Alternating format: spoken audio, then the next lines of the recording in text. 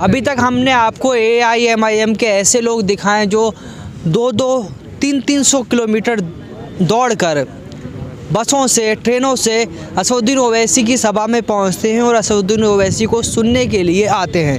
मगर बिजनौर में हमारे साथ एक ऐसे शख्स हैं जो नाबीना हैं, जिनको दिखाई नहीं देता है, मगर असदुद्दीन ओवैसी कितनी जो है इनके दिल में लोकप्रियता है, इतना ज़्यादा ये असदुद्दीन ओवैसी को पसंद करते हैं कि जहाँ भी रैली होती है वहाँ ये पहुँचते हैं। तो उनसे बात करेंगे कि असदुद्दीन ओवैसी को ये इतना क्यों पसंद करते हैं और इनको क्या लगता है कि असदुद्दीन ओवैसी उत्तर प्रदेश में कुछ बड़ा कमाल कर पाएंगे। क्या नाम हुआ आपका? मेरा नाम सद्दाम है। सद्दाम भाई, आप नाबीना हैं मगर उसके बावजूद हर रैली में पहुँचते हैं असदुद्दीन ओवैसी, क्या वजह है? ये ओवैसी साहब से मोहब्बत है हमें, और हमारे एक लीडर, काबिल लीडर हैं वो, तो उनसे इसलिए हमें मोहब्बत है। ये मोहब्बत की वजह क्या है? क्या असदुद्दीन ओवैसी इतने जो है आपको पसंद क्यों हैं? मुझे इसलिए पसंद है कि अभी तक हमने समाजवादी को, BSP को, कांग्रेस को, इन्हें वोट दिया और इन्होंने हमारे हक़ की आवाज़ कहीं नहीं उठाई। अगर उठाई है तो ये असदुद्दीन ओवैसी साहब ने उठाई है, तो वो संविधान के दायरे में रहकर बात करते हैं और मुझे इसलिए उनकी बात पसंद है। एक एक बात वो सच बोलते हैं और हक़ पर बोलते हैं। क्या अखिलेश यादव या मायावती या प्रियंका गांधी वो क्या आपकी बात नहीं करती हैं? नहीं करती। अब बात कहाँ से करेंगी? समाजवादी पर जो है तो वो मुस्लिम वोट है, मुस्लिम वोट के उनसे वो मुख्यमंत्री बनते हैं। और कभी अगर हमारी एग्ज़ाम्पल ले लो कि ये दिल्ली में ट्रिपल तलाक का मुद्दा उठा था, उस पर अगर बोले तो ओवैसी साहब बोले कहाँ थे अखिलेश यादव? अखिलेश यादव कहाँ थे? BSP कहाँ थी? या कांग्रेस के लीडर कहाँ थे? इन्होंने हमें धोखा दिया है, अब हम इनके धोखे में नहीं आने वाले। अच्छा, आप नाबीना है उसके बावजूद जो है रैलियों में पहुंचते हैं जी, मुश्किल आती होगी बहुत सारी आपको? हाँ, मुश्किलों का तो सामना हमें करना पड़ रहा है और अभी भी हम करेंगे। तो ओवैसी साहब की मोहब्बत में क्या मुश्किल? ये कोई मुश्किल नहीं है हमारे लिए। भले ही हम कितने भी टक्कर या धक्के खाएं, हमें उनको सुनना है तो सुनना है, जाना है तो जाना है वहाँ रैली में। मगर उन्हीं असदुद्दीन ओवैसी को बहुत सारे मुसलमान कहते हैं कि वो वोट कटवा है, BJP को फ़ायदा पहुंचाने आए हैं, BJP उनकी वजह से जीत जाएगी। अब एक बात सुन लीजिए, सन 2017 में डिस्ट्रिक्ट बिजनौर के अंदर 2 सीटें लड़ी थी, नगीना सीट और नजीबाबाद सीट। दोनों पे यहाँ कौन जीता? BJP जीती या सपा जीती? सपा जीती ना। तो हम कहाँ से हुए फिर BJP की बी टीम? ये समाजवादी के लोग ये सोच रहे हैं कि इनको हम क्या बोलें कि ये मुस्लिम वोटों पर वो हम पे राजनीति करते थे। अब उनकी राजनीति मुस्लिम वोटों पे चलने वाली नहीं है।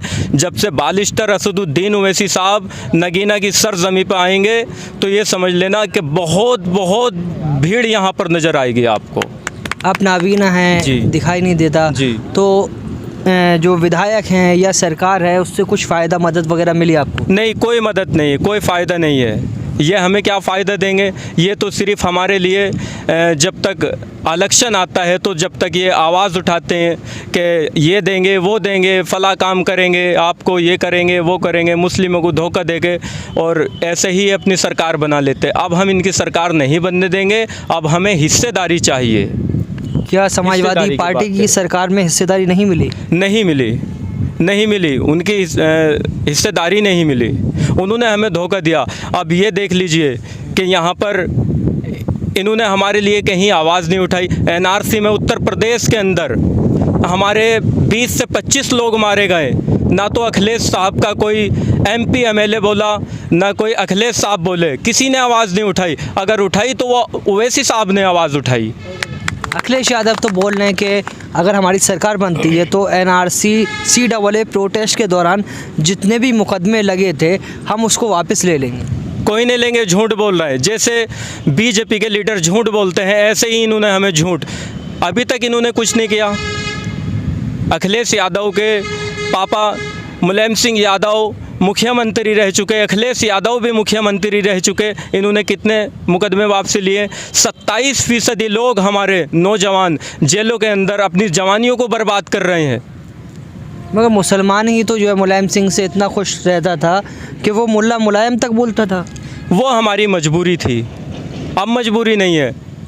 मुस्लिम क़यादत के लीडर नहीं आए तो उस टाइम, अब ओवैसी साहब यहाँ पर आ गए हैं उत्तर प्रदेश में, अब ओवैसी साहब को हम देखेंगे। कहा जाता है कि ओवैसी जो है नौजवानों को, आप जैसों को भड़काने आते हैं। नहीं भड़काने, वो मैं बता दूं आपसे, वो किस लिए बोलते भड़काना, वो सच और हक संविधान के दायरे में रह के बात करते हैं। उनको ऐसा लगता है कि ये भड़का रहे हैं ये, मगर वो ऐसी भड़काऊ बात करते नहीं। उनको कड़वी लगती है, उनके दिलों पे ठेस पहुंचती है कि अब हमारी राजनीति, अब हमारी सत्ता ख़त्म हो जाएगी, अब अगर आएगी तो ओवैसी साहब की सत्ता आएगी, ओवैसी की सत्ता आएगी। जी इंशाल्लाह हमें उम्मीद है।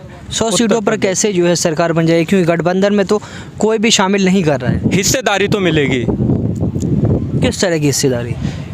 हमें हिस्सेदारी इस तरह की मिलेगी, हमें शिक्षा चाहिए, नौकरियां चाहिए, रोज़गार चाहिए, इलाज फ्री चाहिए हॉस्पिटल। यहाँ पर बता दीजिए उत्तर प्रदेश के अंदर गवर्नमेंट हॉस्पिटल में इतनी बुरी स्थिति है कि ना कोई डॉक्टर है, ना कोई मशीनें हैं, ना कोई अल्ट्रासाउंड की, ना एक्सरे की, ना कोई इस तरह के। मोदी जी और योगी जी तो सबका साथ, सबका विकास और सबका विश्वास की बात करते हैं, तो विश्वास नहीं जीता। अब के मैं मोदी जी की और योगी जी की बात बता दूं कि सबका साथ, सबका विश्वास, सबका साथ, ये सब उनके झूठे वादे हैं। वो तो ये भी कह रहे थे कि हम 15 लाख दे देंगे। क्या आपको सर, आपके माध्यम से मैं पूछना चाहता हूँ, चैनल के माध्यम से, कि आपको 15 लाख मिले? 15 लाख हमें तो नहीं मिले। तो फिर कैसे उनकी बातों पे विश्वास किया? वो तो कह रहे 15 लाख जुमला था। अच्छा हाँ, यही तो जुमला उन्होंने बनाकर हिंदुस्तान की जनता के बीच उतारा था, तभी तो ये धोखे से ऐसे सरकार इन्होंने बना ली। झुट्टे हैं ये, तो इनकी क्या बात करी जाए। तो इस बार क्या बीजेपी नहीं रोकेंगे? बीजेपी का रोकने का या जिताने का हमने ठेका नहीं ले रखा, हमने MIM का ठेका ले रखा। हम MIM को जिताएंगे। हम ना तो किसी को हराने आए, ना हम किसी को जिताने आए कि हमें हरा के और जिता के। ऐसे ही ये समाजवादी वाले लोग हमारे बीच आते हैं, जो दलाल हैं, ये हमारी कौम के जो दलाल हैं, वो आते हैं कि बीजेपी जीत जाएगी, समाजवादी को वोट दे दो, BSP को वोट दे दो, कांग्रेस को वोट दे दो। हम अब ऐसा नहीं करने वाले कि मुस्लिम सब एक प्लेटफार्म पर आ चुका है। अब इनकी बातों को वो समझ गया है कि हमें कैसे वोट करना है और किसको सपोर्ट करनी है।